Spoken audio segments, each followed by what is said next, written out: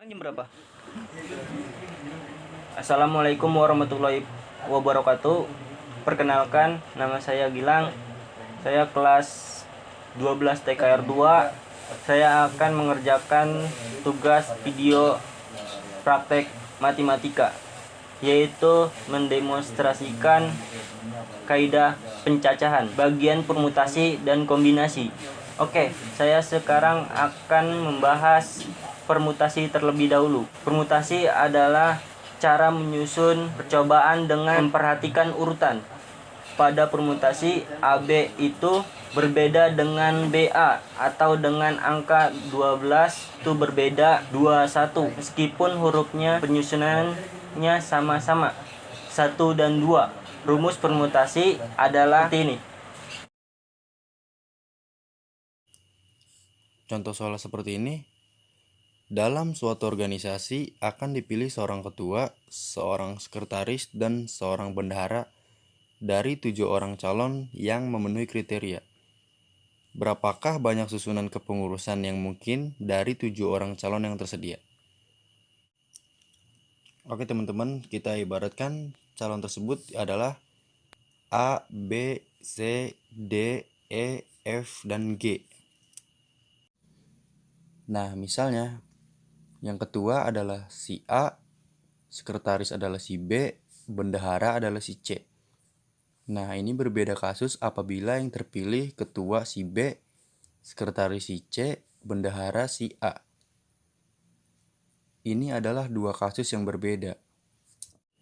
Meskipun calon yang terpilih sama-sama si A, si B, dan si C, karena jabatannya berbeda.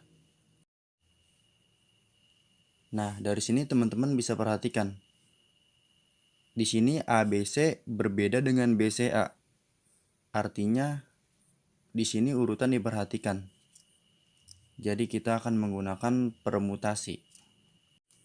Jadi kita akan gunakan rumus ini. P dari N per R sama dengan N faktorial per N diambil R faktorial. Atau P 7 per 3. 7 dari 3 orang. Sama dengan 7 faktorial per 7 diambil 3 faktorial. Sama dengan 7 faktorial per 4 faktorial. Sama dengan,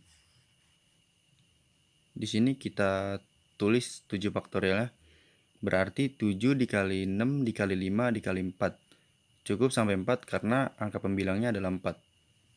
Di sini kita hapus angka 4-nya. Jadi kita hitung 7 dikali 6 dikali 5 sama dengan 210. Jadi total kemungkinan yang terjadi adalah 210.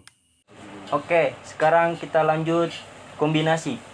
Kombinasi adalah cara menyusun suatu tanpa memperhatikan urutan. Ingat, tanpa memperhatikan urutan.